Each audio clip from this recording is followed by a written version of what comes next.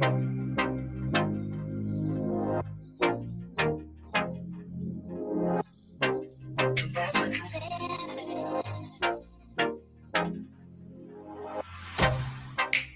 get you out of my mind. It's like I feel it for the first time. Been thinking about you all night. I've been searching for this all my life. You're just my type. I've been looking for a boy who can treat me right. Your dark hair, but those eyes so bright. They look into my soul and it sparks my life. Can I take you there? Like it was the first time, do you remember? Can I take you there? Back to when we felt like this was forever. Can I take you there? Like it was the first time, do you remember? Can I take you there? You're what I need.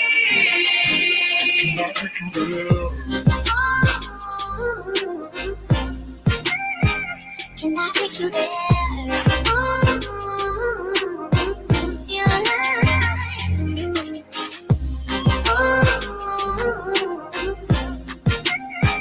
Can I take you there?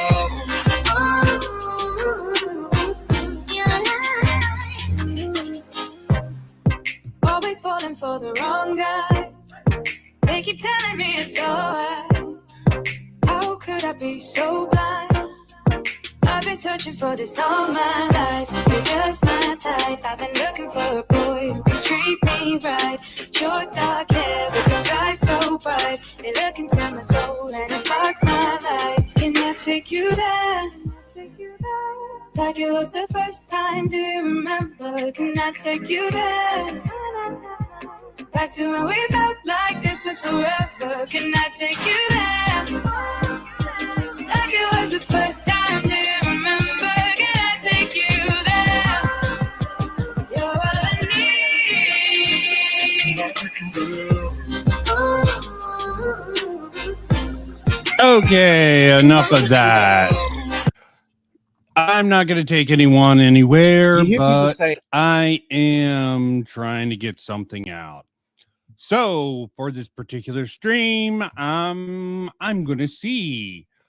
Let me first start off. This is what took me down this sort of pipeline. Wolfenstein could be made today. Good old harmful opinions. Beat out the skeptics. Prove them as losers. And just money grubbing circle jerkers, in my opinion. A lot of people have different opinions on that. I'm not going to do the same video as him. That seems a little lame, and maybe he's done this on his stream, but this is what I want to load up. I wonder if he's a former vice co-worker of Tim Pool, because you're going to see what he's got for us now. Have you taken your German lessons? Oh, yes, sir. Mm-hmm. Good. You, how do you say thank you in German? If you've never played Wolfenstein 2, it's kind a test, a Nazi test to the Ku Klux Klan. kind of hard to explain because you need a lot of context. Because it's a game where you kill Nazis, but you can also listen to them talk. And despite the plot being about a white guy, you can hear them talk. That's so crazy. Almost like they're normal people who don't have their tongues ripped off from a demonic cult. Defending America. A bunch of gamers thought it was anti-America, or at least anti-white. Come and fucking get me, you white-ass, fascist Nazi pigs. What gamers? Okay. Quite. And people were really mad about this. But the weirdest part was that the people who made the game saw all that internet anger and basically said, so fuck those guys. Like, it sounds like, okay, are we talking about Trump here? All right, wait a second. So the guy on the left there, that's me. And you might be wondering how I got there and why I'm asking that question.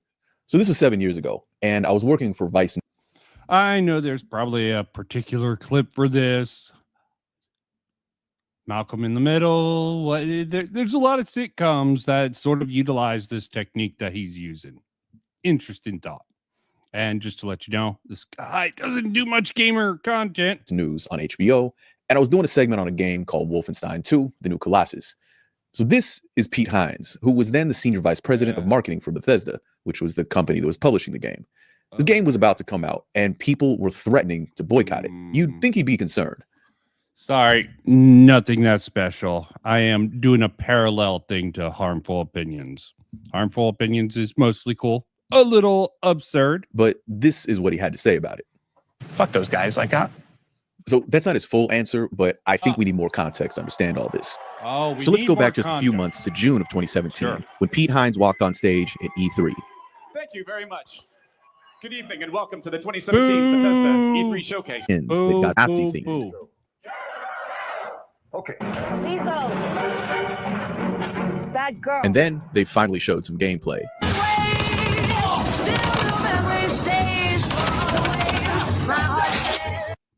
What's with this focus on marketing? Everyone always starts with the marketing. What does the marketing have to do with the game? I don't know. Why? Why focus on it? Well, I guess he's looking at how people are perceiving it. I said a couple of months ago that the thing that Machine Games was working on is fucking bananas. So now you know what I mean by fucking bananas. So if you visit our booth this week at E3, yes. you have a chance to go hands-on and begin the fight to rally the resistance in America against the Nazi regime. Again, this was June of 2017. Then, in August, a group of white supremacists organized a rally called Unite the Right in Charlottesville. Before it happened, not that many people were taking it seriously. But then America woke up.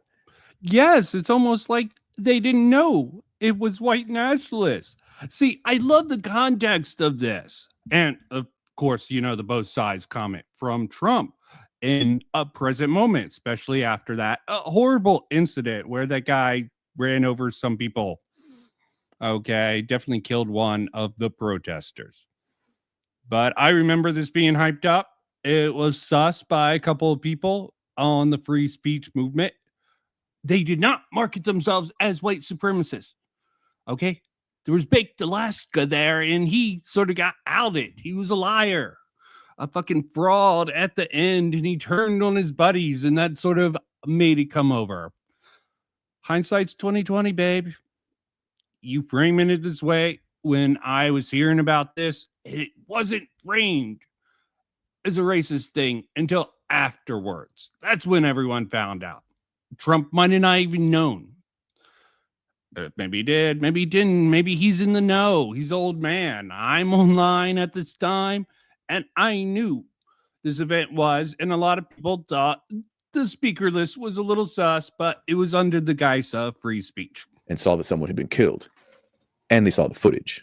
Will not replace us! Jews will not replace us! Jews will not replace us! People who had... Yes, this came out from Vice News after everything came out. This was at night. Were they doing it in the day? No, they were co-opting. This is what these groups do. They try to link themselves to certain movements. Nazis, these sort of guys aren't for free speech, okay? This was being brought out as a free speech movement. Co-opted or not, I don't care. Had different reactions to this. Donald Trump, who'd only been president for a few months, infamously had this to say. But you also had people that were very fine people on both sides. You had people in that group, The fact that there were neo-Nazis openly... Nuance. And this was the first. This was the reaction. Initial reaction from it. Later on, I think he clarifies. But you know what? Nuance. Trump used to have it. Maybe he still has it. Maybe he's playing hardball. I don't fucking know what he's doing now. I checked out of politics. It's just too crazy for me. Marching around shocked a lot of people. And then, while the headlines were still fresh, just a few weeks after that rally, 2 days before the game's supposed to come out, Bethesda makes a tweet. And they've included a video.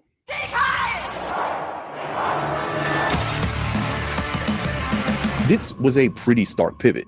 The old ads were high budget, well produced, and they had kind of a sense of humor.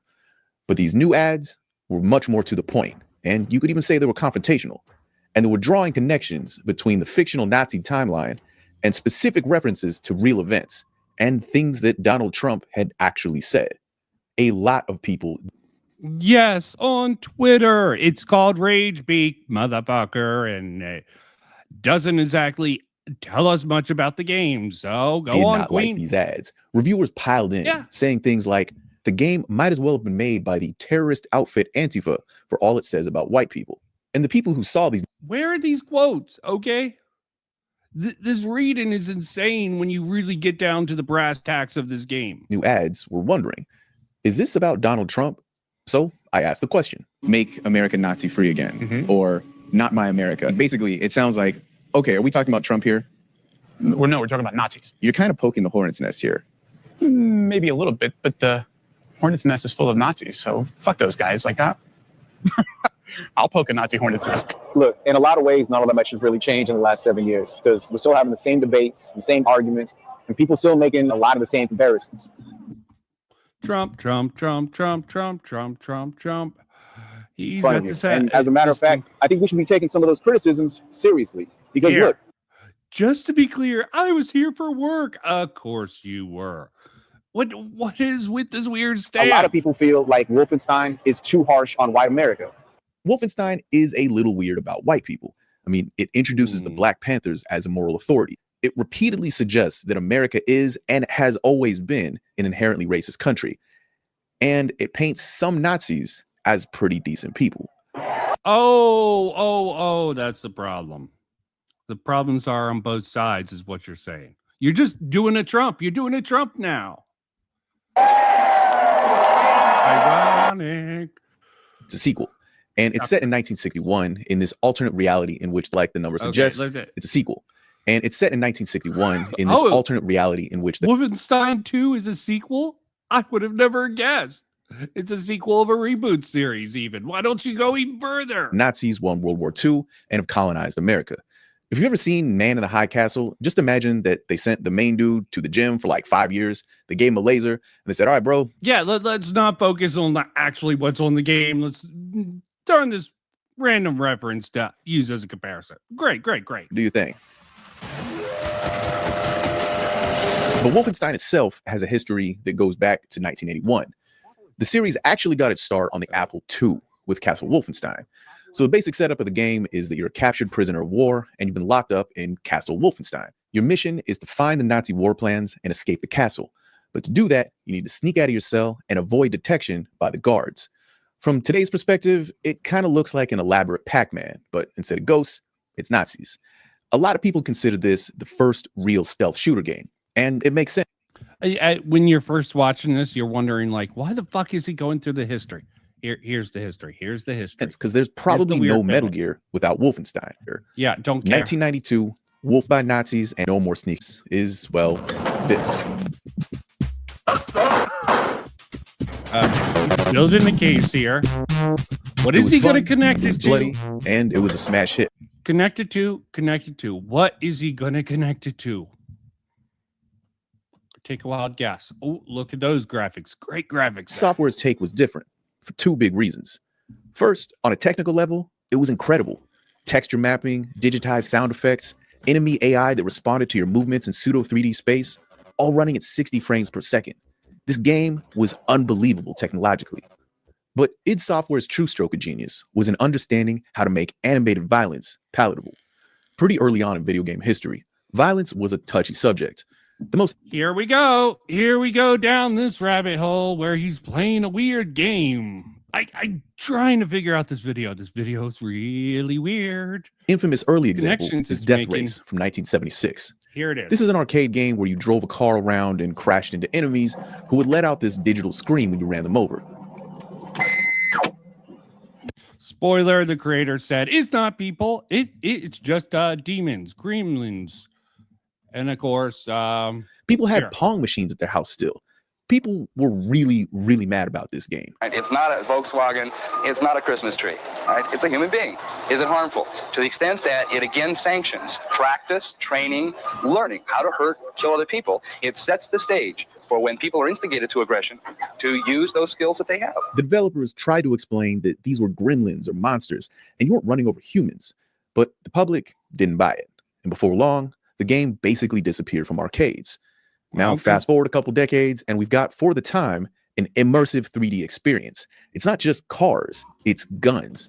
And the graphics and the screams are much more realistic. Oh, God. Let's put this into context, because again, this was 1992. Context. The very next... Just draping all the context. Yeah, the violence, Mortal Kombat, there was the religious right.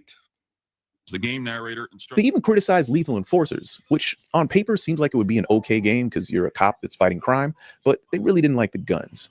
Making a game and selling it that encourages a kid to point a gun at a television set. I mean, we're all aware of this incredible outbreak of gun violence in our country. Is it responsible? Let me put it another way. But Wolfenstein, which had guns and blood, managed to avoid getting criticized in those hearings. They didn't even get a name drop. Oh, Wolfenstein managed to get... they didn't really get put on the map until Doom, dipshit. Okay.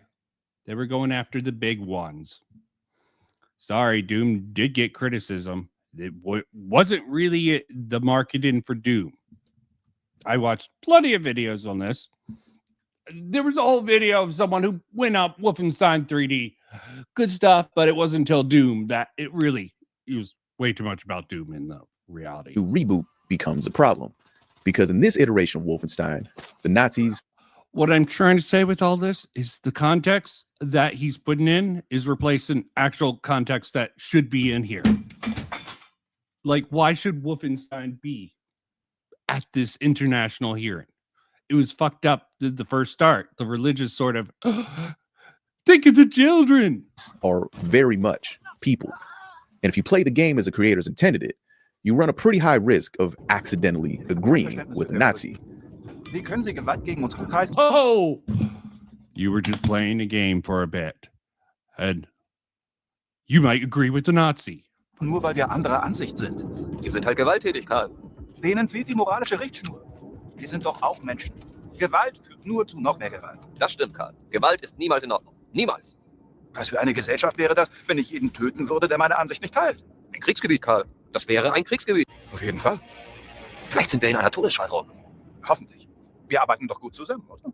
Divisive political climate on a range. Republicans attack Democrats, and Democrats return fire. Social media is a show. Look at all this context that you need to understand. What about the context of the video game? I'm going to get into it in a bit after he makes a certain argument. Then I'm going to do my little intermission. The phrase civil war has exploded. If you were to remove that from its context, that conversation sounds completely reasonable.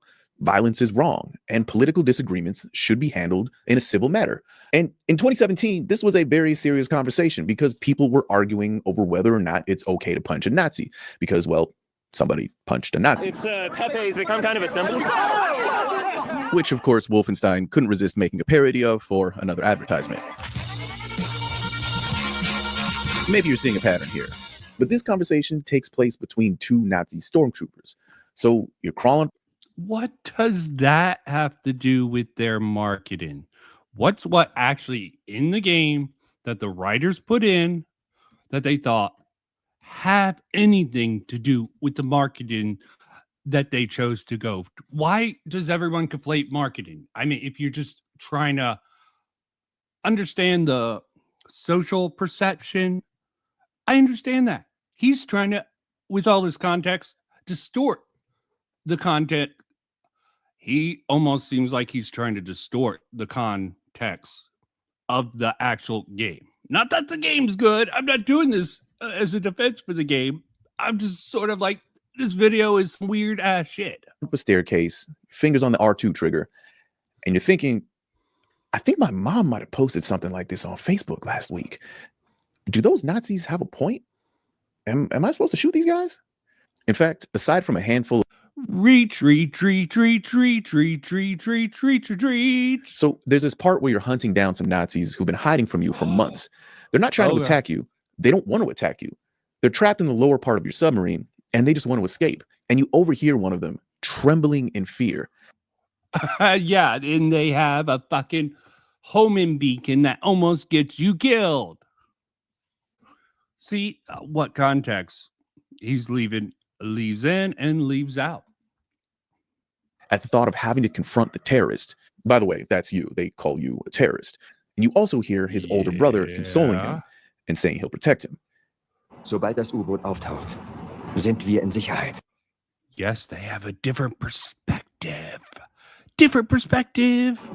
Brüderchen. Und jetzt sei tapfer und mach dir keine Sorgen. In order to progress in the game, you have to kill both of them. Johann! Das war mein Bruder, du Drecksau! Mein Gott, der ist es! You also read postcards from sons writing to their mothers back home. The Nazis in this game are people. These are people who have friends, family. Yes, Nazis are people. Okay. The whole concept that they aren't people. They just get radicalized to a certain point with propaganda to demonize the other side, non-Nazis. All that big group of jazz. They think they're the normal ones and everyone else is the weird ones. They are humans. Okay. And there's going to be ironic sort of overlap that I'm going to bring up with Jordan Peterson. He probably does it himself because Jordan Peterson has a very interesting sort of segment that if you were raised in Germany during this particular time, you weren't Jewish or anyone on the Nazi hit list, you probably would have joined up with the Nazis because most people are cowards. Families, emotions, fears, hopes, dreams, just like you. At one point, you even have to confront the family of someone you killed.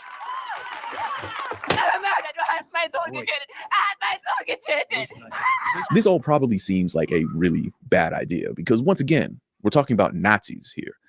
Oh, yes. Nazis have no normal human being emotions.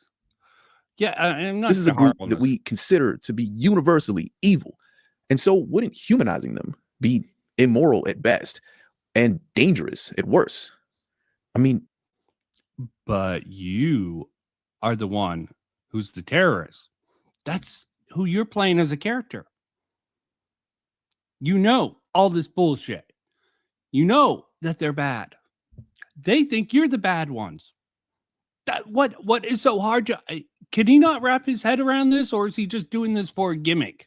These are monsters, right? Das war dein Bruder, du Sauhund! Ja, Bruder! Ja.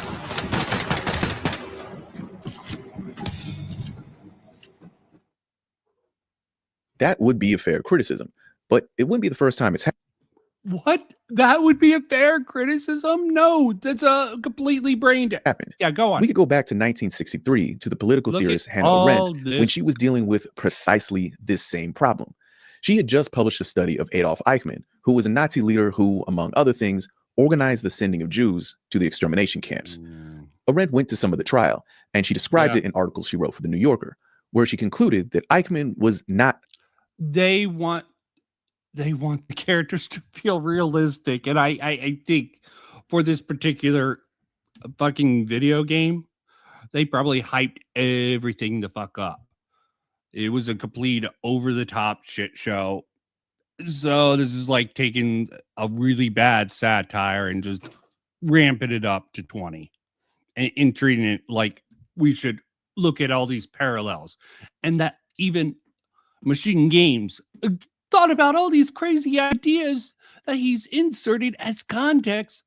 Like it should be something. It should have been something considered. Whoa. Yeah, it's an interesting idea. In reality, he probably doesn't give a fuck. He probably is like, let me try this particular one. Let me just bring up some of the the racism against white people that comes from the black community and say, oh, it's this game's fault. Just a theory, a game theory. A monster, but instead a, quote, terrifyingly normal person. This is not really what people expected from someone who was herself a Jew and had to flee Germany as the Nazis rose to power. And a lot of people attacked her for humanizing a man who committed unimaginable crimes against humanity and for trivializing the horrors of genocide. But Hannah Arendt countered that her point was never to trivialize anything. She wanted to argue that, quote, under conditions of terror, most people will comply, that some people would fight, but most wouldn't. And that yeah, no shit, Sherlock. Fascist government would dehumanize people and turn them into, as she said, functionaries and mere cogs in the administrative machinery. She had a phrase for this, the banality of evil. Hannah Arendt's work is still controversial to this day, which we're not going to get into. But I think that the concept of the banality of evil is helpful to put into context for what all that was just for context for this fucking video game. Jesus Christ. I think Tommy Bjork, who was a narrative designer for the Wolfenstein series, was aiming for. So I don't have the footage for this conversation. I think we might have cut it out of our video interview, but this is how I quoted him in an article that I wrote for Vice back then. He said that, I think all societies are susceptible to those kinds of ideologies, those kinds of fascist ideologies, if they don't fight them. He also said, I think that's something you get to see in the game. There's a whole spectrum of reactions within American citizens toward this takeover. Some of them welcome it. To be really abundantly clear here, Tommy Bjork's point was not to suggest that the Nazis had a point, because he and I both agree that they did not have a point. Streets. It sounds kind of personal for you. Yeah, I mean, to me, I fucking hate Nazis. Can you say that? You can say that. So I think what he's getting at here in this interview is maybe better summarized in some of his work in this scene. Monsters did this. Not Gameplay wise, it's all over the place. I didn't like it personally. First one was pretty good. Okay, I still, it was a little bit hokey. Second one was just like, oh God, why? I'm gonna get into it, because he is definitely trying to stretch the truth with this, with all his context. monsters. Men.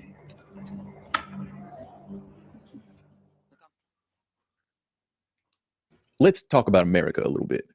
One of the most striking pre-release advertisements for this game is this scene right here. A big fan of DK for ain't Jeff. The music makes me happy. What's wrong Again, with the advertisement. with that, Wayne? Nothing wrong with that, Jeff. I like your style, Americans. Very good. It shows a Nazi soldier having what looks like a pretty friendly conversation with two hooded Klansmen. And it kind of makes sense, right? There's two evil groups getting along together. Someone even posted it on YouTube, and it's got some pretty funny comments. But if you actually play the game, the part after this is not funny. There's a lot of really unsettling stuff that they don't show you in the ad. And to see that, you have to actually explore the town. So this is where we get to see what a normal or banal day looks like in America. You get to explore the town because it's not an ad. If you hang out they're trying to fucking give it some realism. They gave it long enough, you'll eventually hear someone complaining about their slaves acting up because apparently the Nazis let them have their slaves back. And then there's this woman who thanks the Nazis for ridding the country of certain elements of American culture. I just couldn't stand all that primitive jungle music they used to play. Jazz and rock and roll. Quite verschrecklich, like you say, right? Yes. Oh, racists would have celebrated the fucking Nazi racism. Whoa, who would have guessed? And goes into his core thesis. Some really, really weird stuff. The most, in fact, there's times when even the Nazis seem a little bit confused about the mechanics of white American racism. Earlier on in the game, the daughter of a Nazi general runs away and joins your team. And when you first bring her onto your ship, she notices that there's a black man in the control room. And she freaks out because she doesn't understand. Radio contact with an American resistance group in New York City. Now, do you allow blacks? Look at what he's focusing on in this game. What is he focusing on? Why she reacts this way. The story leaves it kind of ambiguous. And I think there's a couple possibilities here. Maybe the most obvious one, or the first obvious one, would be, okay, well... Oh, there's a couple of possibilities here. The most obvious one. She's a Nazi, so she's racist, and so she would hate black people, right? That makes sense. But it doesn't really seem to work out, because later, that same black dude, she has sex with him. Yeah, good point. She has jungle fever. You got the jungle music. Yes, motherfucker. So there might be another explanation here. Maybe she's just confused because she speaks English and she's studied America. She understands American culture and American racism. And you've got a bunch of Americans on board. So why aren't you all racist like most Americans? Like, what the all right, let's back up a little bit. So the same year that Wolfenstein 2, The New Colossus, was released, another piece of Nazi history-related media also came out. But this wasn't a fictional alternate history. Yeah, it wasn't. Why are you connecting all this outside stuff to a fucking video game? Oh, it's Nazis got their racism. This is what this is. On extermination. They thought the solution. Nazis got their fucking eugenics from America, supposedly. Okay. Just like the person who did Plant. Biggest inspiration in America. Nazi legal scholars were extremely impressed by American racism. They thought it was amazing that even though we had things like the 14th, I would love this fucking to see what he's talking about, because the weaponization of academia, all this sort of stuff. The 14th. I went to college. This was hilarious, and a primarily minority area. Even what had a non-binary person, and this was like a couple of years ago. We went through the fucking 14th. It was on Netflix at the time.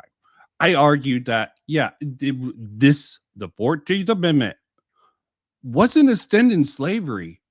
It was just an excuse to get the downtrodden to give free labor. Okay. If you want to make the argument they did the 14th to have slaves again, they expanded the role of slavery to pretty much those criminals.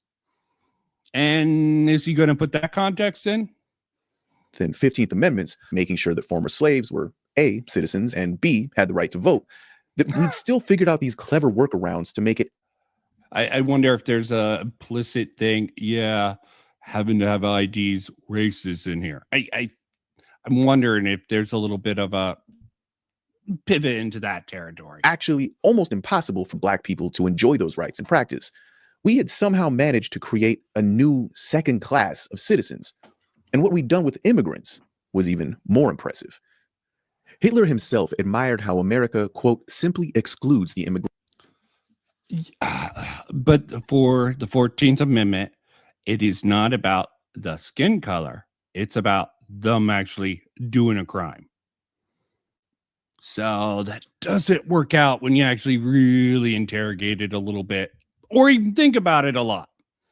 Sure, they wanted free labor. Who doesn't want free labor? How much did they get that out of the prisons? How much did the government have to put in? There's the whole private versus public prisons. Yeah, I'm not going to get Migration of certain races. And he was equally impressed at our genocide of Native Americans to make room, or Lebensraum, for whites. That wasn't even the Americans. That was, God. Yes, I hear this. This was the fault. He's trying to put this on Americans. This was when the British came over, and who knows if they purposely gave those pox blankets to the Native Americans or not. They come in conflict. Jesus Christ. Settlers. And as the author says, indeed in Mein Kampf, Hitler praised America as nothing less than the one state that had made progress toward the creation of a healthy racist order. The Nazis considered America to be the most forward-thinking country on the planet in terms of racist policy. For the Nazis, America... So you see the sort of connection he's trying to make here. It's like completely out of left field. Trying to put all this context with the video is about a video game. Now, a rather slaptastic video game. Like the first game, you go to the moon at the end, and they tried to replicate some things within the second game that didn't come off as well. Definitely, yeah, Jim Crow bringing all this context up, air quotes there. This is the sort of shit that I hate. How much of the game is he actually analyzing? He's using talk of the game to possibly try to get, liberal-minded people to get onto this. And Harmful Opinions covered a video similar to this. Like, how much in here? If a few things had gone differently, the world of Wolfenstein could have been real, aside from the lasers and space colonies and stuff. Dad, don't you just love parades? They make Yeah, it could have been real. If, they got the atomic bomb, which they would have gotten from Einstein. So if the Jew would have just given up the sort of secrets, they could have won, maybe. Who knows? Possibly. Probably not. you feel so safe. Not convinced by this fascist rhetoric. And we see those people in the game. But it's interesting. So early on in the story, your character meets a woman named Grace Walker. Just who the fuck are you, white boy? Stay calm. Let me first make it absolutely clear that I am not a Nazi. Now you bring Super Smash back in and you put him down right now, or I will shove this grenade so far up your ass, I'll be dancing and rejoicing as your entrails trickle down from the ceiling. You dig, man? She's the leader of a resistance group called the Black Liberation Front, which seems to be a pretty clear reference to the Black Liberation Army, which was an actual real organization partially comprised of former Black Panthers. They even have buttons that say Free Huey, which is the campaign to free Huey Newton, who's another Black Panther. And again, this is a connection to real. He's using all this video game stuff to sort of throw stuff out there, trying to get be cool, hip with the video game. And I'm going to take a break to... And let me just end up with that. Let me finish this out. Intermission is one thing. This is another. Real life. Once Grace Walker enters the picture, she immediately takes charge of operations. From this point on, she's the boss. But if you've played the previous game in this reboot series, you'll probably realize that her function as a character is, well, not much of a character. She's really there more to serve as a vehicle for a particular message. Specifically, she's kind of like an expanded version of this other character in the previous game named Jay, who is an obvious Jimi Hendrix reference, who's mostly there to explain Black people's take on Nazis. Throw me in the gas chamber just like they did all the others. None of that has anything to do with me. That's not the America I fought for. Really? I was little. My mother wanted to take me to the picture show, but we had to go in through the fucking colored entrance. I wanted a hot dog and a lemonade, but the sign says we don't serve Negroes in this establishment. You're a patriot? Blue-eyed, jarhead, motherfucking Nazi-killing patriot that you are. You're still a fucking puppet to the man. You're exactly the kind of guy they ordered in come lynching time. You don't get it, do you? Before all this, before the Germans, before the war, back home, man, you were the Nazis. Be careful what you call me. Violence. Language of the man. Can't you see? We're all just brothers. Why is he putting... You're the one placing that shit on him. Best grasp on reality. And the people who truly understand America in the Wolfenstein universe are Black. White people. They are Black. They understand. No, you're Black. You're putting them on there. How many? God. There are exceptions, but white people are generally either clueless or they're complicit with the Nazis. And finally, here is maybe where we can address some of those complaints from people who gave this game bad reviews. This game is not saying that all white people are bad, obviously, because... Obviously not, for Christ's sakes. They are showing off how Black people would actually feel about this. Does it represent reality? Well, let me take a quick side tangent to sort of highlight this. Let's see, out of all his context that he throws in this particular thing, let's actually find a gamer. Because, and did a little bit of research. Even for this particular thing, let's see someone who doesn't have a political sort of slant here. Okay. Actual gamer, their thoughts about the context from an actual gamer. Okay. I'm not going to go too much with this. Let's get the context from this actual gamer now. Let's start with the Black Panther chick. DJ to shit himself protecting the guy, but turns out it was the dud. I mean, I don't understand this stupid scene. The two people at the top of the Empire State Building are called Grace and Super Spesh. I don't know if his parents hated him at birth or some shit. Grace sits BJ down and she talks about what New York was like during the nuking, as she was there and somehow managed to survive it. She's traumatized by what she saw. The shit she describes here is really fucked up. Boy was blindly stumbling through the chaos. His arms were outstretched, calling out for his mama. You wonder why he brings up the sequel, then he references back to the first game for some reason with this character. Traumatized. Of course, she's going to have a certain perspective. So will he. Of course, Baskowitz. I'm not going to say anyone's name right. And the heat from the bomb had melted the skin on his arms, and they just drooped. Like he was wearing a shirt that was a couple sizes too big. True enough. This game. His mama. She was crawling to get to him, and the half of her body was all gone. True. It was just gone. She's seen some shit. Wouldn't recommend it. Let me get this out. All snug and warm and cozy and comfortable in their little wrinkly wrap-up. I missed the certain point that he gets into. Then she talks about testicles. Small, little, delicate things. Resting all snug and warm and cozy and comfortable in their little wrinkly wrap-up fucking skin. Wolfenstein 2, folks. They're interrupted by Super Special warning them that the place is swarming with nasty soldiers ready to break in, which is when BJ contacts Fergus and the others to pick them up at the roof of the Empire State Building. BJ stays to give them time to escape and fights them off. My favorite track plays in this section of the mission is called Right Trigger Warning, and it sounds like this.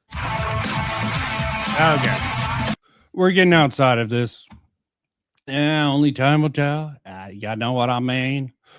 Oh, the world is a crazy place. Plastered around everywhere on wanted signs. We get a good look at nasty occupied America here. It's messed up, but also very interesting to see. We make our way into the diner and see a mother and a son ordering something. That is until a nasty officer walks in, which is where they instantly run out. We then get an incredible... Oh, remember, Americans just are all loving the Nazis, sucking up to them.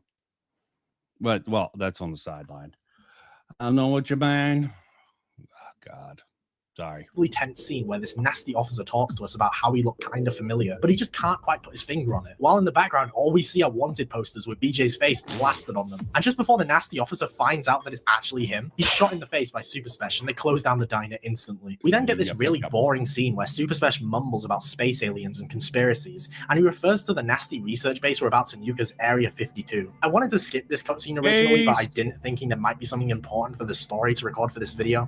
But no, it's just conspiracy mumbo jumbo. He does give BJ this little thing, which I do think serves some importance in Youngblood, but we'll get to that another time. Super Special shows us the secret tunnel leading to the base, and we go down it, mowing down nasties who get in our way. Obviously, though, the base is quite a few miles away in the middle of nowhere, so we have to board a train to get there, which is where I got locked in that loop of being bitten by the dog and dying instantly after, because BJ just fucking melts in this game, despite being decked out in power armor. Let's not forget the health being locked at 50. Yippee! We plant the nuke and leave the base, sneaking up on an unsuspecting nasty soldier who's just minding his own business watching rockets launch, probably in awe and wonder, wishing he could be the one going to space, just like he is, except without the risk of to the others. He passes a sign saying verge of death, so he decides to turn around and want to keep this detour to his childhood home. This is probably my favorite part of the game in terms of story. There aren't any shitty out of place jokes about poo. It's just serious scenes expanding on BJ's character. The thing is though, these scenes are all entirely optional. When you arrive at the house, you get multiple objective markers, and only one of them is the main objective. The others are side objectives where you go to certain areas around the house, causing a flashback to when BJ was a child. They're very heartwarming scenes, and there's even one that humanizes the death.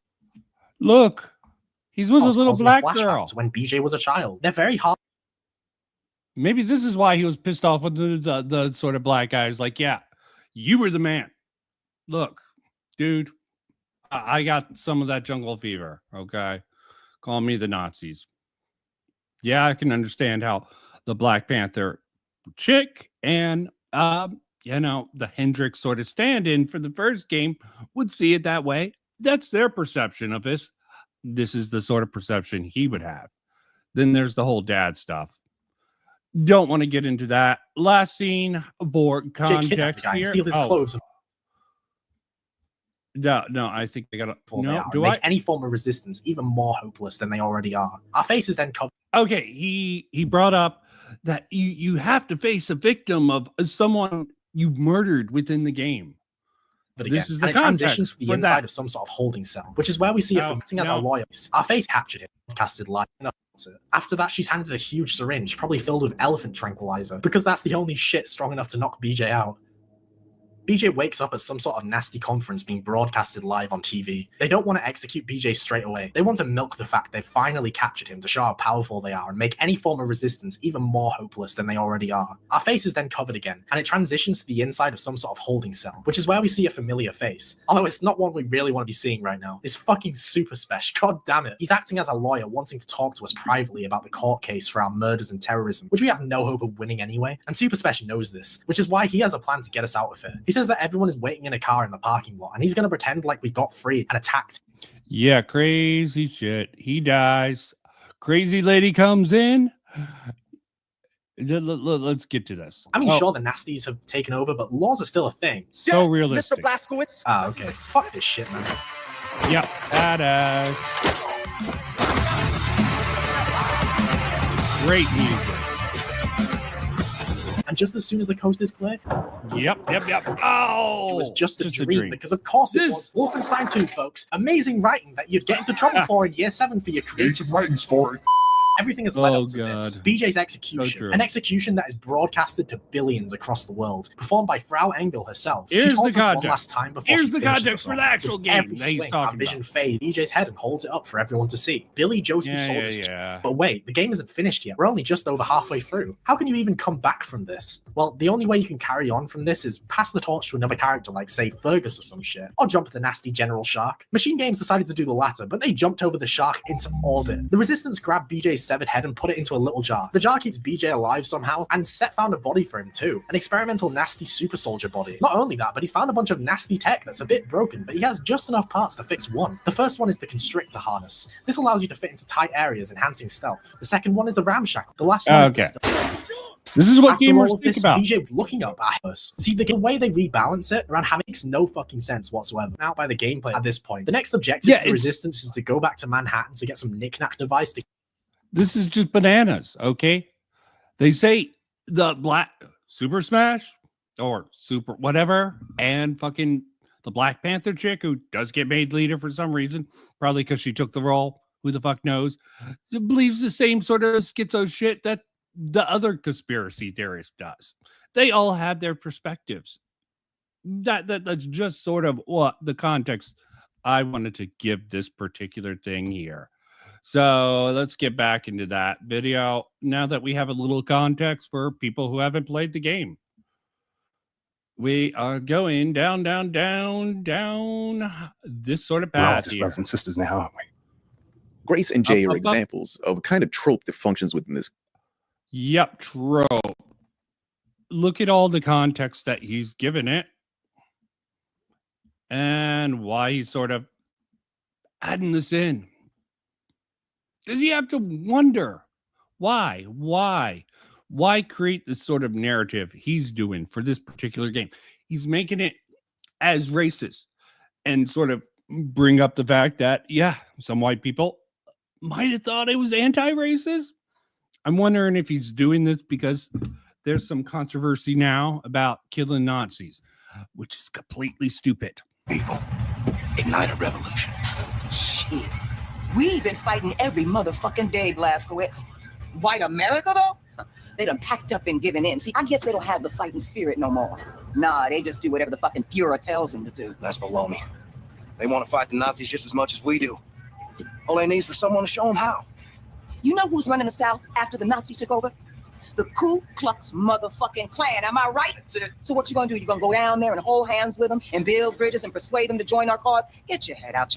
No, kill the Ku Klux Klan also. What the fuck? Why?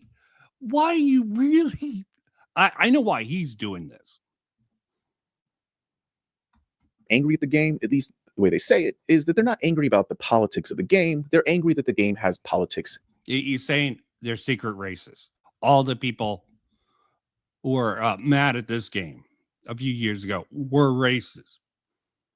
That's what it seems like he's doing this whole fucking 43-minute video for. Trying to make this link when it's a really out of control, whack ass thing that he needs a lot of additional context for and uses a lot of the marketing instead of, what's actually in the game. And if you're American, and especially if you're also white, that might make it feel a little bit more personal than you're prepared for. But let's pause for a second, because maybe this game isn't so scary if you're white. I think there's a couple ways of looking at this game. Because on the one hand, there's kind of a white savior thing happening here. So a white savior thing. No. Oh, Jesus Christ.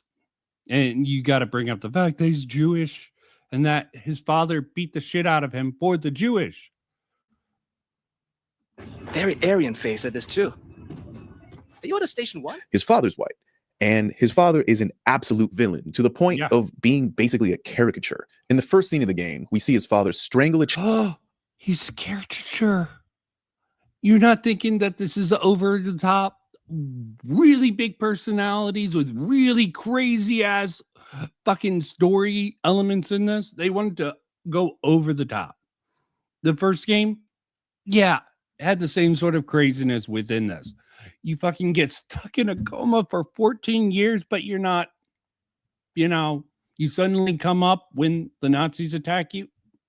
It's just a ridiculous scenario. Child hit his wife 45 seconds. Right after that, he says something homophobic, and there aren't even any gay people in this scene. And then he makes you kill your own puppy. He's so hateful, it's almost not believable. Shoot her. And so, spoiler alert, but maybe the black woman is the same way. Crazy characters, hyper viewed. Where are we going with this? Okay, obviously, you wouldn't be that one. You'd be this nice second guy. In our courts, no, all men are created most people won't care. And you could argue that that's what BJ is for. See, controlling BJ doesn't just feel good because you have big guns and heavy armor and big muscles. When you play as BJ, you get to feel not only physically superior, but morally. You get BJs for it. Morally superior. On the right side of history. Maybe we wouldn't be this guy, but we could definitely be this guy, right? But that's not probable. You might not have been this person or this person, but statistically speaking, most of the people watching this, you would have been this guy or her. And let's put it in Africa. Would have you been one of the motherfuckers in Africa who sold off their own slaves over to the white colonizers for money or trade or whatever? Yeah, most people will. Return to the farm. Oh, and tell him I'm putting some hardworking slaves up for auction this week if he's interested. There'll be cocktails. I'll tell him, Auntie. Bye-bye now. Bye-bye, dear. This is what Hannah Arendt was talking about. Playing as BJ allows you to escape that reality a little bit. But then, on the other hand, BJ is a little bit more complicated than that, if you know where to look. BJ is not exactly a perfect white savior. He might be the guy who's most physically ready for the job, but he's not a leader. He's a soldier. He has a good moral compass, but we see him over and over again having to have somebody else, usually somebody black, have to explain to him that, look, man, America is actually a pretty terrible place, and it has been for a really long time. BJ doesn't like hearing this, but it keeps being proven to him. Would you come with me? No, it doesn't. You are making this a particular narrative up because you're pushing a particular perspective. I get it. I get it. You want to identify with these people. Us versus them. That's what it really comes down to at the end of the day. You're trying to make it, yeah, this video game, the black people are so up their own ass that they're right. Kind of ignorant for the entire game. And it makes you wonder why BJ is even on our side. And honestly, if BJ didn't have very serious daddy issues, he might not be. BJ joined the army not to save the world or out of any real sense of justice, but as far as we can see, he joined to escape his abusive father. Ain't nothing you can offer to make up for what you've done to us. I think of my father, I see it. Fuck you and a fist flying in my face. When'd you ever do right by me? If his dad hadn't been such a cartoon villain jerk, BJ might have just ended up as some middle manager working a desk job for the Third Reich. So which is the correct way to look at Wolfenstein? Is BJ a white savior?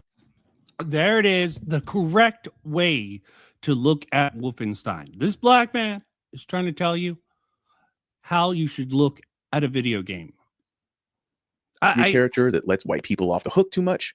Or is he a parody of the white savior stereotype? Maybe a little bit of column A, maybe a little bit of column B, or maybe it's something else.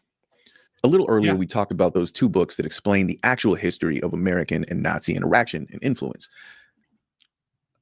No. Yeah. There's racist rhetoric, racist people. The woman who started Planned Parenthood supposedly was really racist. That's what I hear. That really is what I hear. But again, this is a game, which does something that... Yeah, it's a game that you're putting all these layers in. It's a game that came out in the sort of era of the stuff. You know how long it was in the oven before it came out.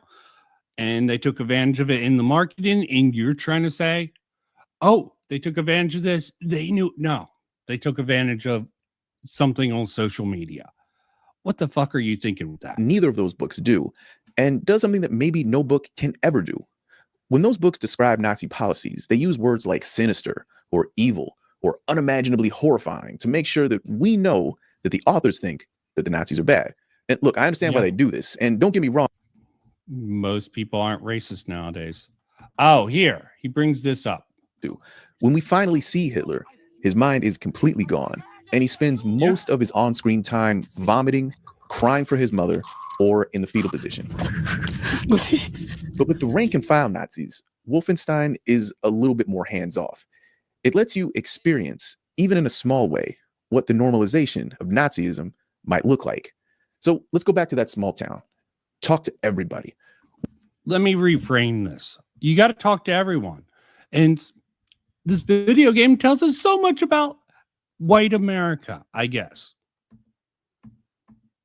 I'm trying to see where he's going with this. To the dinner table. If you knew your country was fighting a war to oppress people somewhere else in the world, would you speak up? What if it affected your friendships? What if it affected your job? And if you decided, finally, that enough was enough, what would you do about it? Argue? Vote? Fight? Who's the terrorist? Violence is the answer, guys. I'm not at this Trump rally. I'm doing it because for my job. Remember that. Fucking hell. Some of those Nazi conversations might feel a little bit too close to home and upset you. You can shut them up by just shooting the offending characters before they start talking. Yeah, and why are you using this game? Look at this particular channel, because we want context for this. Why bring this in? This seems like a really weird video for him. I mean, it did great for him. Bam. We're going to see more videos like this from him, I'm guessing, given all this crap. How well did he actually do in the comments? Let's see some. The sort of things out here are completely out. They seem supportive, I think, guess.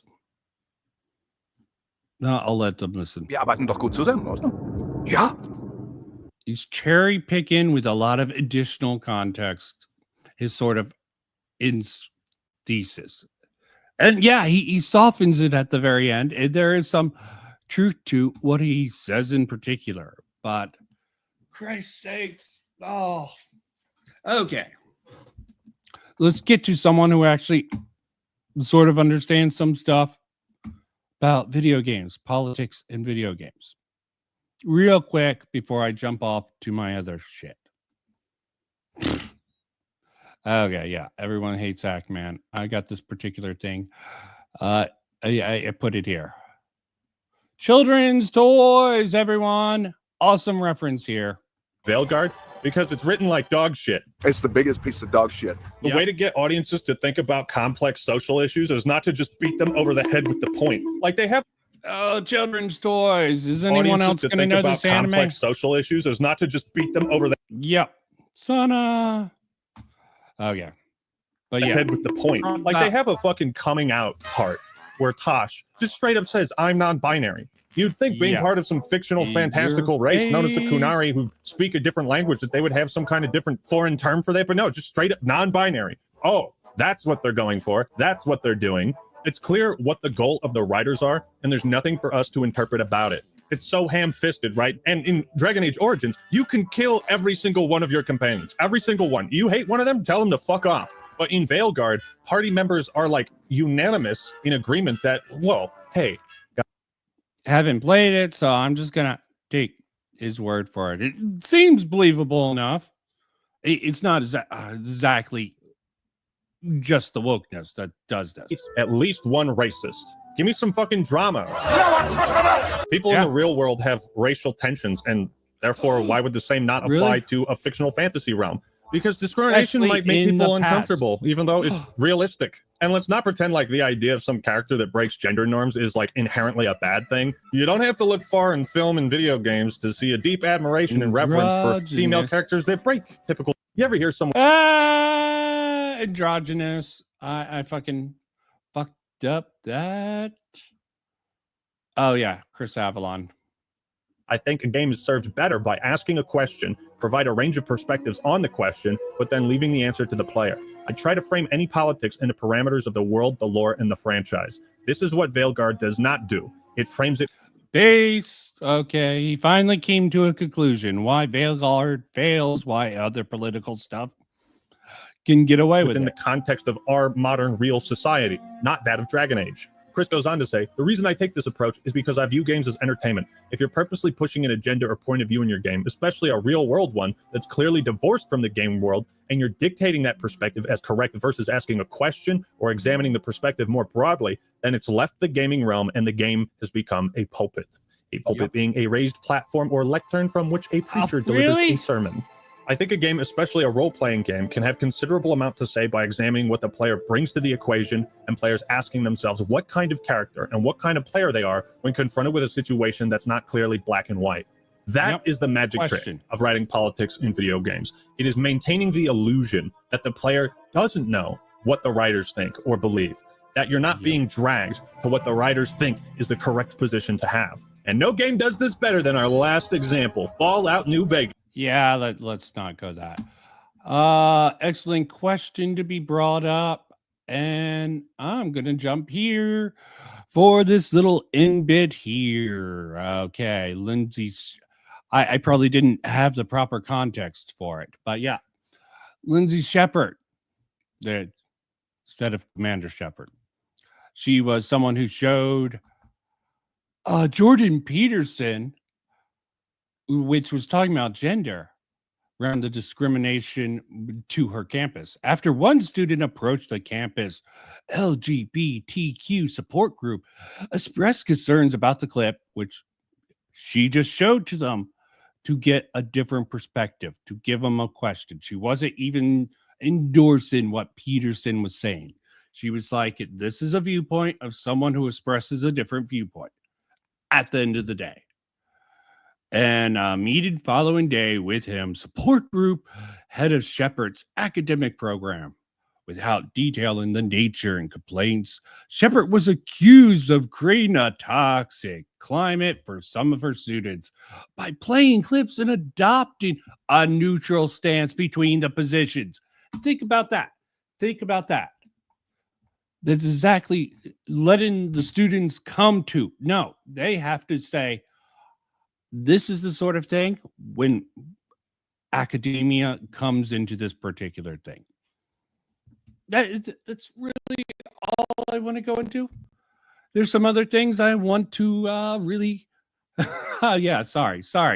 I thought he had a good point that went over. You might actually find this interesting. I forget. Hoops, if you're still around, what the fuck did we do about this? I don't remember the stream we did on You Were With Me with Revenant Remnant. I do remember this was hilarious. He had no clue who Hassan was.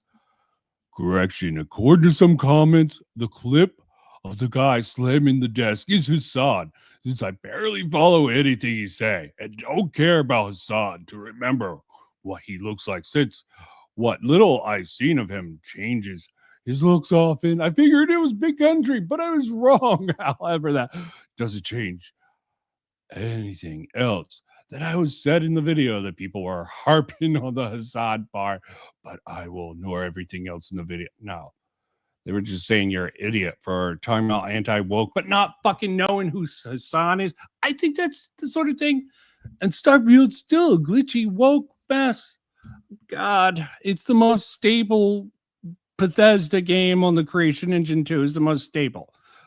It's like he's never played a Bethesda game if he thinks Starfield is a glitchy mess. It's still glitchy. It's Bethesda after all. But it's probably the most stable one at all. I shouldn't have probably led with that. But I will just him on. I have a little speech prepared for this in section here. Okay, maybe I should actually play the clip from the video I did, because I can't be sure. First of all, not many of these people across the board don't understand DEI, just like they don't understand ESG. Not totally their fault. Those sort of things mix bad ideas along with other ideas, really supported by financial incentives, safeguards from lawsuits, such as sexual harassment claims that are a plus, with the backing of people with major voices in the industry, but more importantly, the research that's done in academia sort of gets shipped out to the marketing people out there at the end of the day. So, yeah, someone like Nuhre, I believe that's how you say her name. Always tricky there. See, someone like Nuhre sees how this sort of pretty much affects her favorite franchise, because she's extremely focused on Dragon Age, the Vanguard, and RPGs. Yeah, she did get a boost from Asmongold about 5 months ago, and probably got an additional audience out there. And yeah, after that, things happened, and she got banned by EA, and she got sort of propped up by the what I like to call the anti-DEI circle, basically the panel scene there, with some loose connections that she made among them. Smashed AT, Veridark, and what was it? Grums, I think, in that particular prop drop, brought up that she got silenced by getting kicked off. And yeah, and she definitely rode that wave. About the only place her content on her channel that Nuhre seems to, get loosely into it with this group at all, it was with Jaffrey on Veridark, sort of Jaffrey being sexist against Veridark. Dragon Age Vanguard is the most woke element game, so Ackman used it as the red herring in his video, hence why it's there. And as for Revenant Remnant, went over my last stream, just a normie trying to figure out why the games he used to love seem like they're going to shit. And he really uses the defense in his Nuhre video when she, I think, badly sort of tries to lump him in that group, homophobic, bigoted. I don't think she does it directly, but he takes it personally when she goes off on her little rant. And I can believe it. Because his content is rather gay. Shit. Mostly a joke there. Yeah, the particular thing. A little bit of Back from the Past. Some content. Dies all in the this first stuff. chapter, and it's Here's the video. This will be the context. There's a lot here. My own video. Let me not be too far up my own ass. I put this in. It's context for a certain thing. a set of posters. The anti-woke community really has their work cut out for them this time.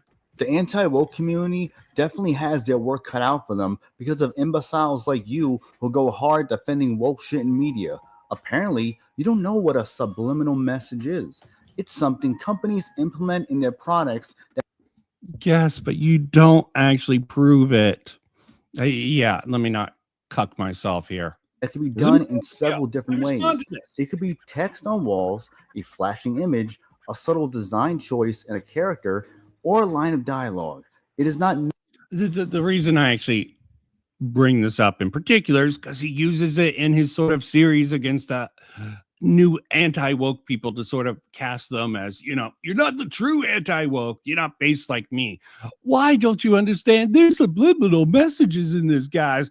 Believe me. Meant to be directly shoved in your face and explained in detail. Okay, this almost seems to be very reflective of what I said before about the whole gender bathroom. The more I look at these arguments being made here, the more I think that the anti-woke movement is missing the opportunity to call these things actually racist. Remember, I fucked up with this. I made this argument a few times, and then they started doing it. They fucked it up, though. They're calling the actual people racist, not the ideas racist. It's always the ideas that are fucking racist within the leftists who want to say you can't be racist against white people.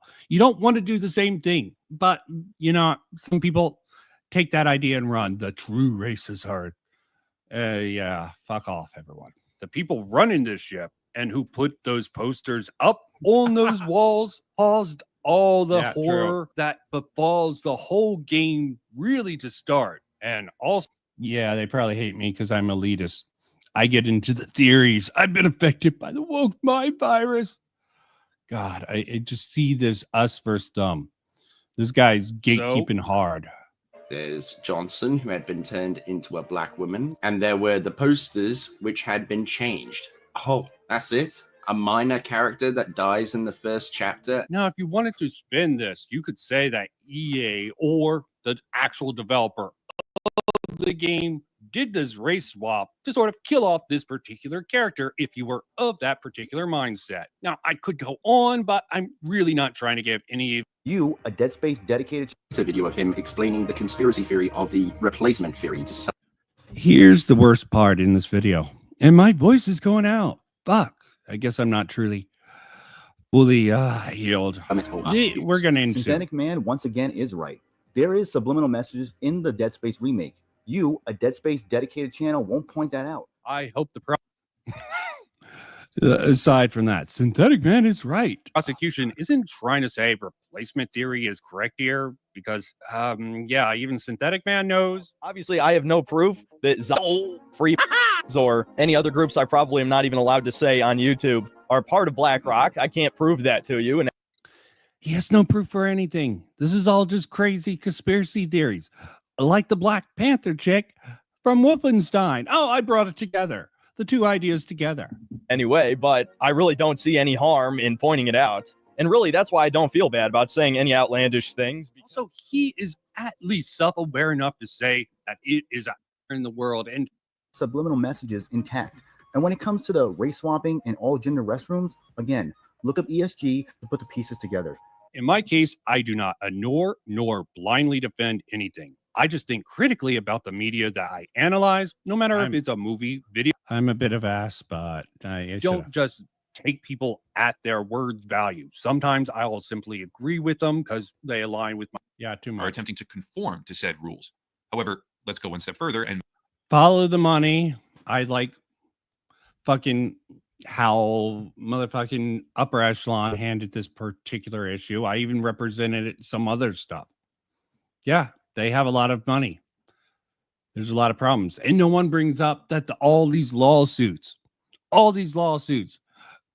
put the AAA market into, yeah, we need sensitivity readers so they don't come after us with these lawsuits. I'll let my argument come here. Holders of EA, BlackRock, and Vanguard. There was also an article that I found while researching all of this that shows there being a push for doing the same thing that Blizzard did after their sexual harassment scandal, at least for a couple of different games. But for us who remembers the Blizzard diversity controversy, them using some sort of metric to determine diversity in games, it's very believable that. Do you think it would really actually work debating Andy Pants? Fucking hell.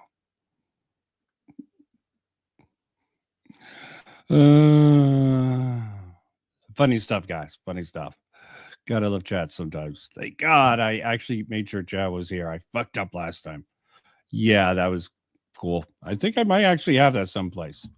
That guy's just a dumb shit. Okay. Woke right, or just a complete dumbass pushing his fucking religion and video game discourse, or just taking advantage of that crowd.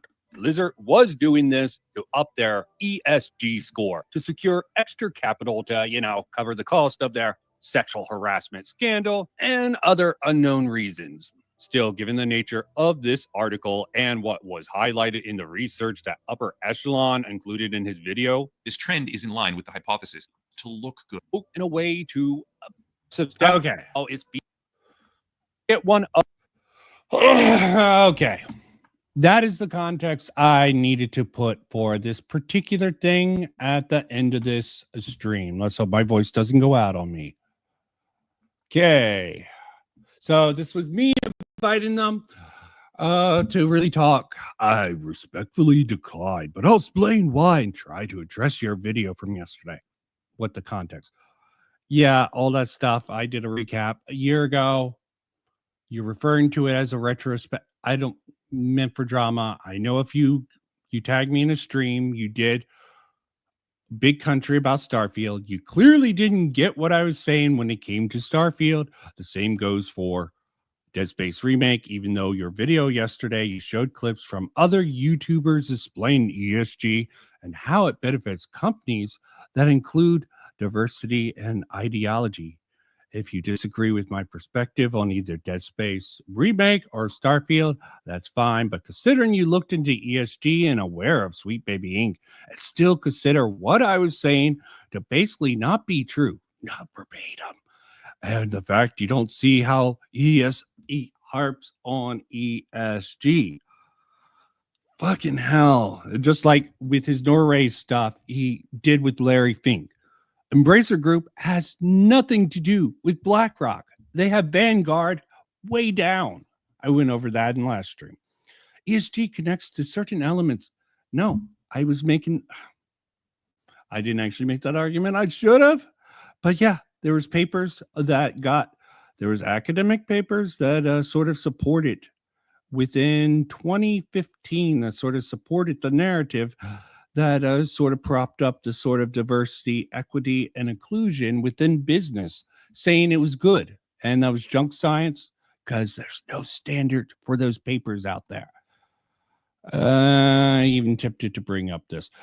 It doesn't seem like you're truly neutral in this. You would hate me anyways. You guys hate centrists. I'm not neutral. I have a different perspective. One of the reasons I seem pointless and questioned how genuine your intents are. Yeah, tent. Thanks for the comment. I'm not going to pretend like I'm not using this drama to highlight points I want to make. Same thing for everyone else you mentioned did. I'm not going to say I'm entirely neutral. Try to prove facts as basis for my opinion. Those facts are neutral. My bias is against people who claim to know the truth, all theories, half-truths, hearsay, commonly held beliefs from popular content creators. It's nothing personal. He said, why not? Synthetic Man is 100% correct here. Very synthetic man. I could. Maybe that's why he's scared of that. I went with Anna Waifu. Maybe that was the problem. Give me a platform. He's definitely bigger than me now. He was even bigger than me there. But they're in an echo chamber, so I don't give a damn. I sort of want to understand their ideas. I did it with Anna Waifu to try to understand her position. This is just me giving you, Reborn, or anyone else a chance to represent your positions and perspective on this matter. If you want to pass, that's fine. This is why I had the other side also in here. I don't totally agree with Renegade Operative and the British Runner on everything. I probably side slightly more with them. I'll try to get someone else who, I got Anna Waifu, and she's horrible at this.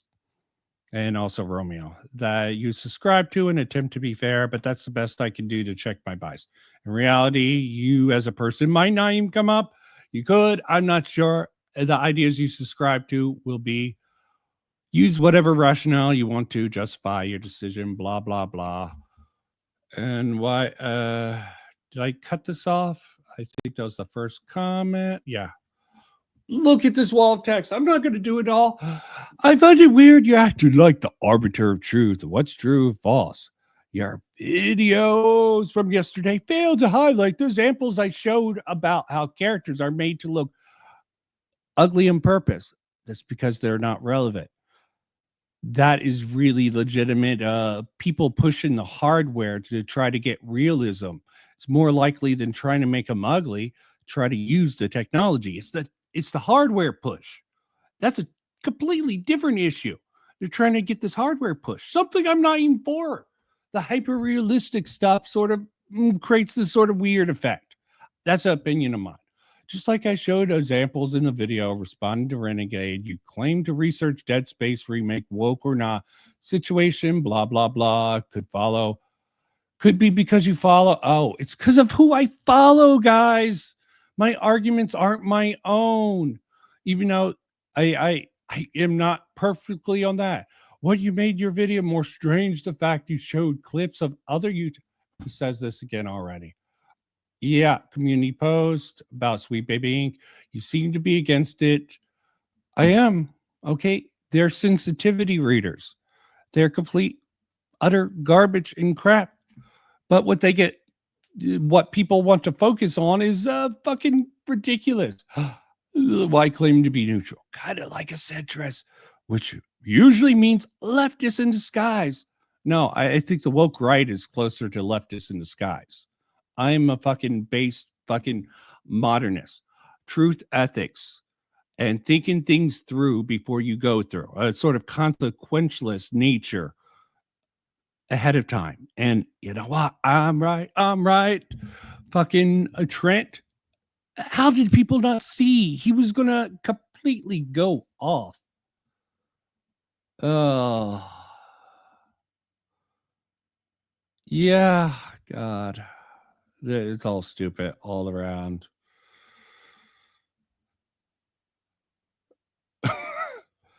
Yeah, good. Brother Nuhre has completely wiped his old videos, and those are private. No, they're unlisted, I think. You can find some of my links. None of his old videos exist. Acrylics, they're all gone. Okay, I think maybe that one guy. I wasn't even asking for a debate. I wanted a conversation. So it's hypocritical to claim other people on YouTube are acting like they have all the information, know what's true, when you're doing just that. No, exactly. I don't know what's true. I present the evidence instead of meme-tastic and just assume it's ESG. A lot of my ideas support some things of his. In reality, your video months ago about Starfield involving me, all this culture war retrospective stream for it's just for drama and views. You haven't convinced me otherwise. Why should I go on a stream with someone who pretends to play referee when he has a clear bias? Subject 1 year ago, blah blah blah. Other people can bait me into joining the stream, feed off the drama. It's all about drama. They can't deal with the drama. No, you can't deal with actually not making videos and not being in your echo chamber. This is someone who's truly in the echo chamber. Nuhre, I think her fucking stream at the end of the day was rather crap on Revenant Remnant. But she was sick. It was a mistake. There is a certain pushback to that in reality. But yeah. Yeah, all this stuff online. I don't even know what to say at the end of the day. Like, I have this whole little section. I covered that. I really feel bad. I had someone come into chat. He seemed to want to talk. But he didn't. I fucked up. So I completely desynced my last stream. So I figured I would end my point if I need to. But yeah, my voice is going out at the end of the day. Oh, I would go on, but yeah, dealing with, I'm not as bad as I was Thursday, but it seems my voice probably doesn't need the stream. So anyone who came here and want to put a comment, thanks for all who came and watched and put your chat in, which I definitely saw this time. Yeah, that really annoys me. But yeah, I think I covered everything I wanted to. So not all streams need to be super long. I went over that one crappy fucking video. in the best way possible. Oh, I do want to actually, let's get a little bit, Today. Couldn't make a game like that today. Many games come to mind. There is something I can do, just minor, to sort of play out. Many videos, many movies, many jokes, all sorts of stuff like that. Right? Never, ever before have I seen someone suggest that Wolfenstein The New Order is a game you couldn't make today. Seems very strange, especially since games in the reboot canon have been made recently, right? Strange. So, it'll be interesting to see the point of this video. I guess if it's commentary on the gameplay or something and what people want, mass appeal or something. But normally when you say you couldn't make this today, you're talking about people would be mad. It would be like the political correctoids would stop you or something. So yeah, Gonson says, I'm genuinely curious which angle this is going to come from. Exactly. This is going to be boring as hell if they just go, you never get to make a decision that shapes the gameplay anymore. Because that's too much work. If it's something like that, boring, but let's see. The Wolfenstein reboot is comprised of two profoundly unapologetic games. They do not do a single thing to look away from their Two? I would count more than that. It's more than that, isn't it? I mean, I'm not counting, like, there's the New Order, there's New Colossus, and then there's the, like, girl ones. There's, like, New Blood or whatever, and then there's the VR game and all sorts of stuff like that, right? Subject matter, which can make them feel grim and dark and desperate. The reboot tells the story of an alternate history, one where the Nazis won World War II, and shows... Okay, I wanted to just end on highlighting this particular video. This is what got me interested. I wouldn't cover this. Harmful Opinions probably did it better than me. It's okay. I probably would have had different things to say, but it's good enough. It seems to be a weird angle in the fact that two such YouTubers made a similar game focused around this. There's probably more out there. I thought the one from the guy from Vice was a little bit more interesting, especially since I don't know who this guy is, but yeah, I assume he does more video game content. I could be wrong. Maybe something worth looking in, maybe not. Hard to find lefties talking in the video game space anymore with anything that isn't. Yeah, I'm done. Peace out. Bye-bye. Yeah, I don't know what the fuck Harmful Opinions was censored. Probably something that killed his monetization. Something from YouTube. He's in for it for the money. But at the end of the day, yeah. Like the fatoid, right? It's a political perspective that seems largely uncontroversial at face value. Nazis have been seen as fair game to be demolished, ridiculed, and killed in media since the party took rise in the mid-20th century. Put that phone down. Get me the right guitar. Put it down. Jojo Rabbit was significantly more complex than that as well.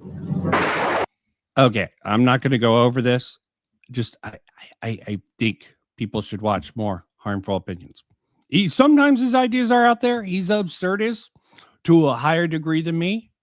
So with that being said, yeah, I am closing out now. Short stream, not bad. Harmful Opinions, entertaining enough for me. Peace out. Bye-bye.